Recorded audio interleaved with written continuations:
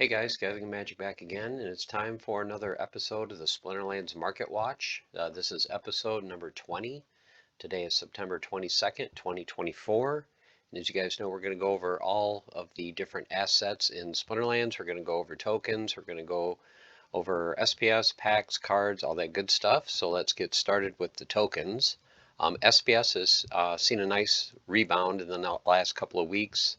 As you guys know, a month, 2 months ago, we were down at half a cent, just below half a cent. We're currently sitting just above 8/10 of a cent. Vouchers are still trading right around a penny, just a hair above a penny a piece. And DEC is also moving closer to peg.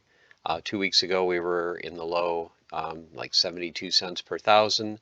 Now we're up to 79 cents. Hopefully we'll get close to 80 cents maybe in the next day or two per thousand DEC. So good trend for the tokens. Looking at vouchers, this is kind of surprising to me a little bit. Over the last 2 weeks, we print 40,000 vouchers a day. We've actually gone through more than we've printed. So in the last 2 weeks, the amount of vouchers in circulation has actually gone down almost 43,000. We're now burning 3,000 vouchers more a day than we're printing. Part of that is, of course, because of the Mana Warden card that you can purchase with vouchers. I knew that would be kind of a big sink, right off the bat, but I figured, people would buy the copies that they want, and then that would be that.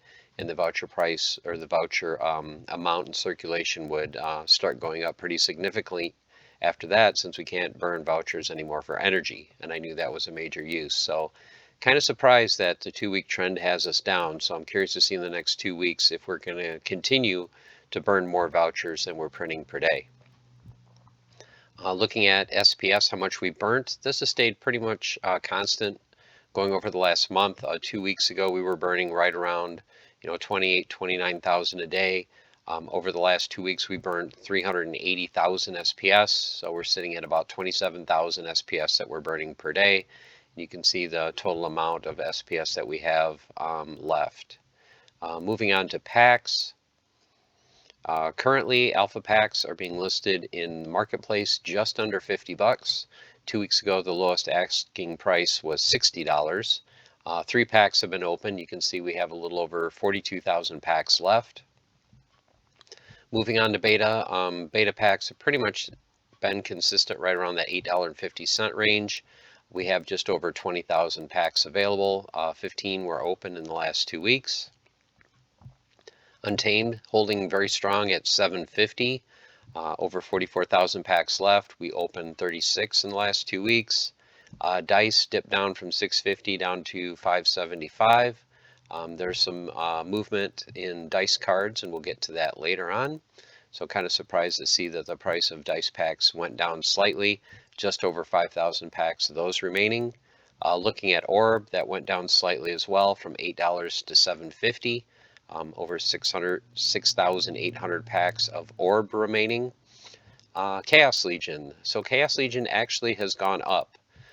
It was down to 30 cents. I saw a few packs sell a couple weeks ago for like 28, 29 cent range.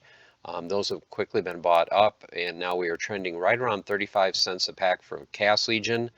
And if you look at this, we are getting close. By the time I do the next Market Watch in 2 weeks, we're going to be under 2 million packs of Chaos Legion left to open. So in the last 2 weeks, we opened just over 19,000 Chaos Legion packs. Looking at Rift Watchers, Rift Watcher price hovering right around that $2 range. Not a whole lot of movement. We still have 123,000 packs. 119 were open over the last 2 weeks. And then finally Rebellion. Rebellion, even though it is not selling very well, the packs and the cards are really holding their value and their price. Rebellion packs, $3.39 is kind of the low end. Over the last week, I saw packs going for $3.50, $3.60, but consistently above, I would say, $3.30 a pack of Rebellion. We've sold just under 950,000 packs, but as you can see, in the last 2 weeks, we've only sold not quite 4,400 packs, and we are selling just over 300 a day. So like I said, not a lot of packs are selling, but the value is there. Okay, looking at sets, starting as we always do with alpha. It looks like there's been a lot of buyouts of the commons. We'll get to that in part two. Part one, we're just going to look at the numbers, and then in part two, we will actually go to the marketplace and look card by card and kind of see what the liquidity is. But alpha commons have been drying up off the market. You can see the high end here is $6. And this is consistent for a few cards. Now, normally when we have like a high price, like 2 weeks ago, 23.75, that's like a single card that was a buyout and there's only one or two left. Many of the cards now for alpha commons are in the $1 to $2 range. So we'll get to that in part two. The floor for the rares has moved up. For quite a while, it was anywhere from 80 cents to $1 was the low end for an alpha rare. Now the cheapest is $3, and then there was a buyout, so the highest listing price of a single copy of the rare is 200, so that's why you have that 200 price here. Epics selling 325 to just under 10, and then legendaries have been pretty consistent. $20 has been the floor for an alpha legendary, up to about anywhere from $130 to $150. Gold foil commons, not a whole lot of movement in all the gold foils across the board.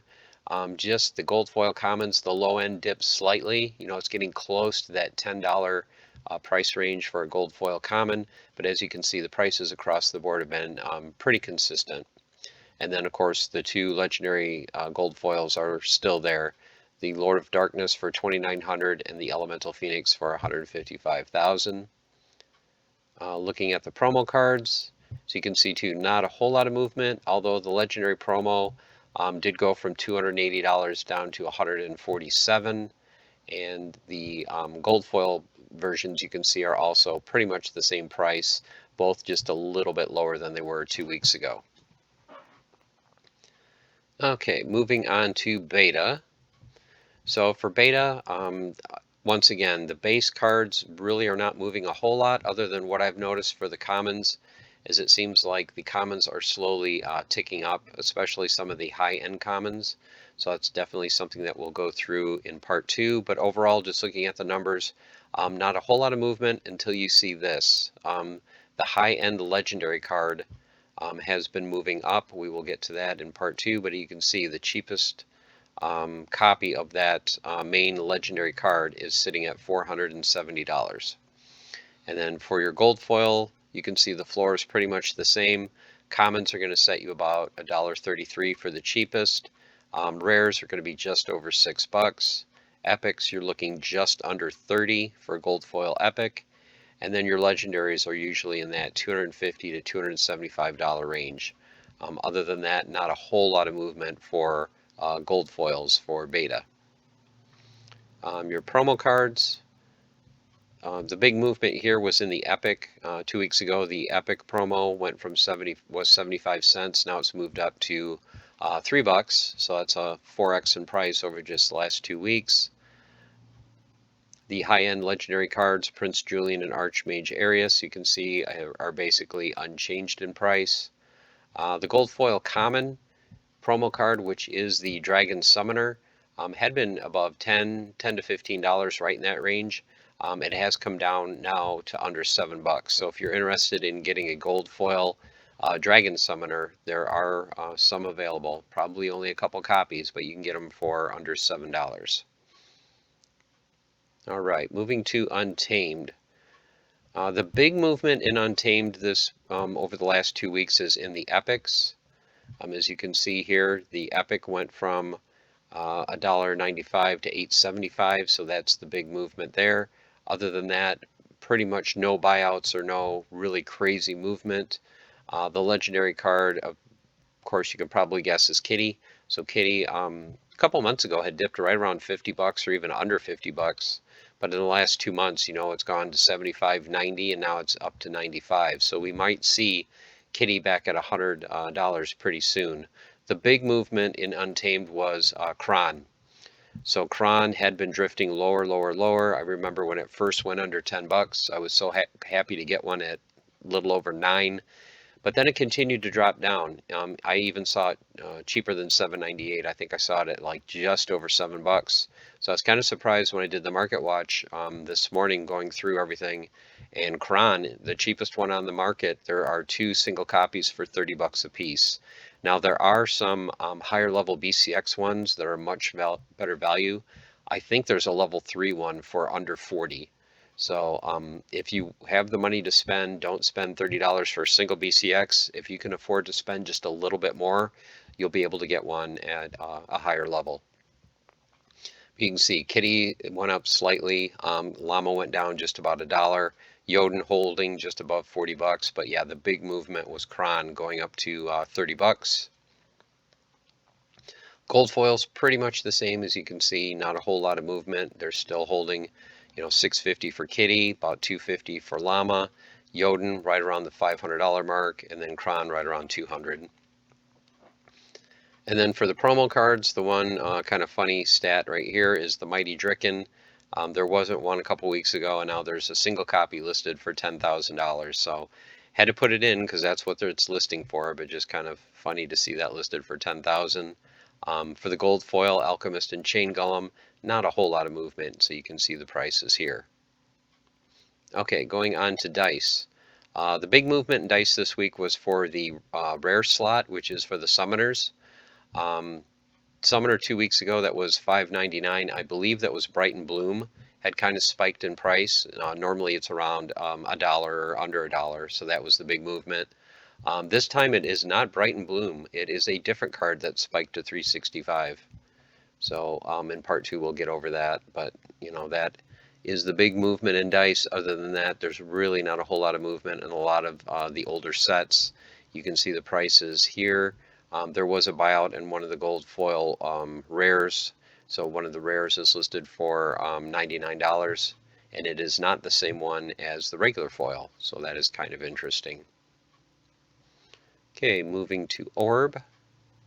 Once again, a very small set. So older small sets like this usually don't see a whole lot of movement. The only thing you'll see maybe every once in a while is someone will buy out one of the commons and then relist it so the commons are, kind of out of whack from what they normally are. But you can see the commons are in the 5 to 10 cent range, rares 28 to 58, your epics $1 to $2 basically. Legendary $6.95 to or $5.95 to $6.95. So to pick up a legendary for $6 or $7 from an older set like Orb, may be worth it if you don't even have one, just to have one in your collection. The 3 cards available are the Minotaur Warlord, the Lord of Fire, and the Corrupted Pegasus. So if you can pick up one of those for $6 to $7, I might do that as well, just to own one. Gold foils, really not a whole lot of movement. There's only a single copy of the gold foil epic again, so just one copy there for 120, and really not a whole lot of change in the other prices as you can see here. Okay, Chaos Legion. So the main thing with Chaos Legion when I look at it every 2 weeks is now I'm kind of focusing on the soulbounds. Now that the 10x is done, now we're up to, 11x, to see how the prices will tick up. And as you can see for the soulbound, the prices are starting to rise, especially when you get to the epic and legendary. Not a lot of movement in the lower end cards. The commons and rares are still selling for around the same range. Although I did notice that the summoners that had been selling for around 17 to 18 cents 2 weeks ago are now already selling in the 20 to 25 cent range. So those cards are starting to tick up. The epics as well, the floor price was 80 cents to $1.02. Now you're looking at 91 cents to $1.14. And then for your legendaries, a couple weeks ago, you were looking at $4 to $4.25.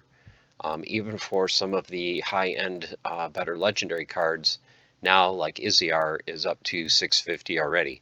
So I'm not going to be too surprised when we hit the 12, 13x. You're going to see these probably in the $8 to $10 range. So if you haven't picked up these cards yet, I think this is probably going to be the cheapest time to do so, because as time goes on, these unlock costs are going to go up. As far as the main Chaos Legion set, pretty much holding the same. You see not a whole lot of movement here. There's just so much on the market. There's very low demand. Gold foil cards. So you can see here the gold foil prices. Commons, you're going to set 10 cents to about $1. Rares, about 40 cents to, well, it was up to $5. Now it's down to $1.60. Gold foil epics, you guys know that's my favorite cards to put on land. 263 to 650, so still a good time to pick up some, $3 gold foil epics for your land if you haven't already.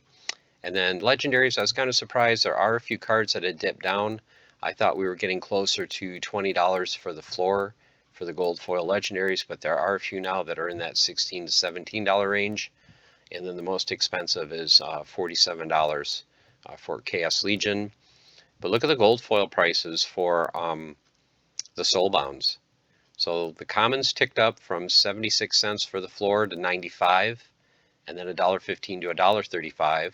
Your rares went from 368 to 438, and there actually is one at 130, and this one is because it is the only one on the market.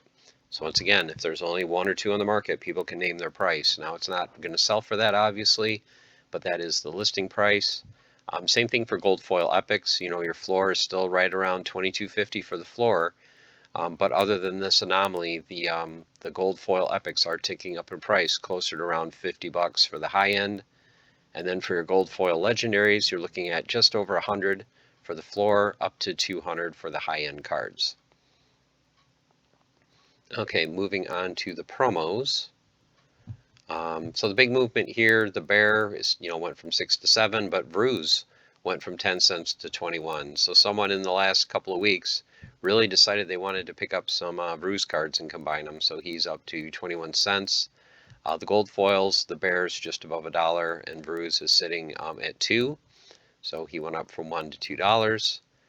Looking at your legendary promo cards, Sure, which had spiked about a month ago up around, I believe it was like $12 to $15, somewhere in that range, has settled where its normal range is, right around $8. So Sure is $8. Dr. Blight just under 11. Zerial hanging around 16.